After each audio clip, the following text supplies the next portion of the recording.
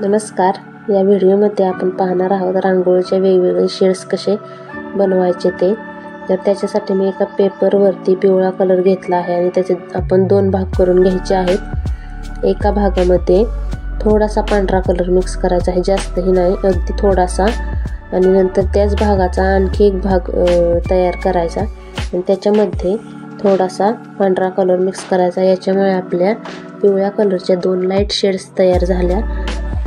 तर ह्या झाल्या आपल्या लाईट शेड्स बनवून. आता आपण लाईटपासून डार्क शेड कशा बनवायचे हे बघणार आहोत.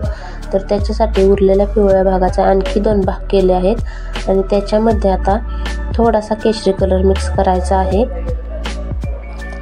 अगदी थोडासा मिक्स करायचा आणि नीट व्यवस्थित मिक्स करून घ्यायचा आहे हा कलर.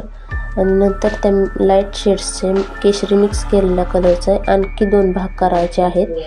त्याच्यातल्या एका भागामध्ये आणखी थोडासा जास्त केशरी कलर ॲड करायचा, म्हणजे हा आपला त्याच्यापेक्षा जास्त डार्क कलर ॲड झाला. त्याच्यानंतर त्याच्या बाजूला केशरी कलर घ्यायचा आहे, तो आपला डार्क शेड्स तयार झाला आहे. आणि या केशरी कलरमध्ये आता आपण 2 भाग करून त्याच्यामध्ये थोडासा रेड कलर मिक्स करणार आहोत. म्हणजे आता आपण लाईट टू डार्ककडे चाललो आहे. आता याच्या बाजूला डार्क शेडसाठी आपण लाल कलर बाजूला ठेवणार आहोत आणि या लाल कलरचेही 2 भाग करून याच्यामध्ये आपण केलेल्या दुसऱ्या भागामध्ये थोडासा काळा कलर मिक्स करणार आहोत आणि व्यवस्थित मिक्स करून घ्यायचा आहे हा कलर.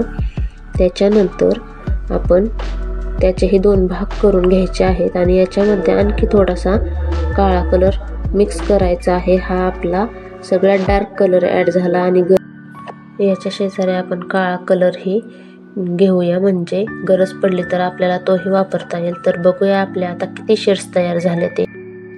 एकूण 12 शेड्स तयार झाले आहेत आपले. तर आजच्या व्हिडिओमध्ये इतकंच. भेटूया मग पुढे नवीन व्हिडिओ बरोबर. धन्यवाद.